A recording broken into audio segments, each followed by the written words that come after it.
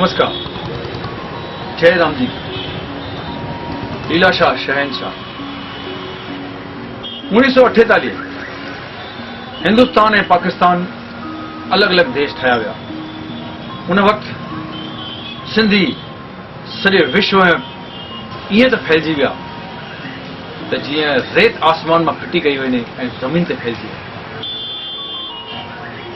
जय राम जी की या स्वामी लीलाशाह महाराज की जय या लीलाशाह शहनशाह जॾहिं असां ही टई अखर ॿुधंदा आहियूं त घणेई ॻाल्हियूं असांजे दिमाग़ में अची वेंदियूं आहिनि ऐं उनखे उन जा जेका कर्म हुआ उन्हनि जी जेकियूं ॻाल्हियूं हुयूं उहे सभु असांखे यादि पवंदियूं आहिनि। योग विद्या स्त्रीअ खे मान ॾियणु, ज्ञान ॾियणु ऐं ॿियूं घणियूं ॻाल्हियूं आहिनि जेकियूं असांखे उन स्वामी लीलाशाह जे प्रवचन दौरान ॿुधणु मिलंदियूं आहिनि।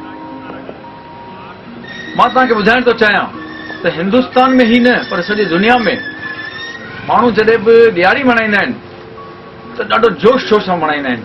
के फटाका ॿारे करे, के लाइट जलाए करे, नवां कपिड़ा पाए करे, मिठाई खाई करे ऐं ॿियो घणी तरह सां मल्हाईंदा आहिनि। पर आदिपुर खां सवाइ बि जिते जिते जेका सिंधी प्रेमी आहिनि स्वामी लीलाशाह खे यादि कनि था उहे गॾु गॾु लीलाशाह जी मेलो जेको आदिपुर में लॻंदो आहे ॾियारीअ खां पोइ उन ॾियारीअ मेले ते बि ईंदा आहिनि ऐं लखनि में ईंदा आहिनि, हिते रहंदा आहिनि ऐं जहिड़ी रीति ॾियारी मल्हाई वेंदी आहे उन खां बि वॾे तादाद में हिते ॾियारी मल्हाई वेंदी आहे। सॼे शहर में जुलूस निकिरंदो आहे, फटाका ॿरंदा आहिनि, ॾियारीअ वांगुरु राति जो घर सजाया वेंदा आहिनि। छोकिरियुनि ऐं कन्याउनि जो ॿियनि शहरनि खां आयल उन्हनि जा कल्याण करण लाइ करे हिते समूह रखियो वेंदो आहे ऐं अहिड़ी त घणियूं ॻाल्हियूं रखियूं वेंदियूं आहिनि।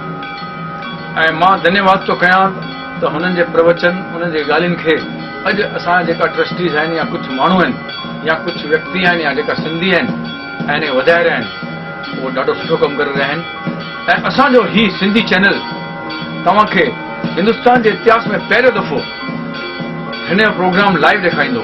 सुबुह जो आरती खां वठी राति 11 ताईं कार्यक्रम हलंदा, 3 ॾींहं लगातार तव्हांखे ॾेखारींदासीं ऐं इन खां पोइ जीअं जीअं असांजा कार्यक्रम ईंदा हुनमें असां उन कार्यक्रम जो तव्हांखे झलकियूं बि ॾेखारींदा रहंदासीं, प्लस जीवन, उनजी जीवनी, उन्हनि जे मथां ठहियल गीत, गज़लूं, उन जे मथां ठहियल शाइरियूं, किताब ऐं ॿियो सॼो इतिहास तव्हांजे साम्हूं धीरे धीरे असां पेश कंदासीं। त अचो तव्हांखे वठी था हलूं स्वामी लीलाशाह जी कुटिया ते। तव्हां ॾिसंदा लाइव आरती, तंहिंखां पोइ सभु कार्यक्रम।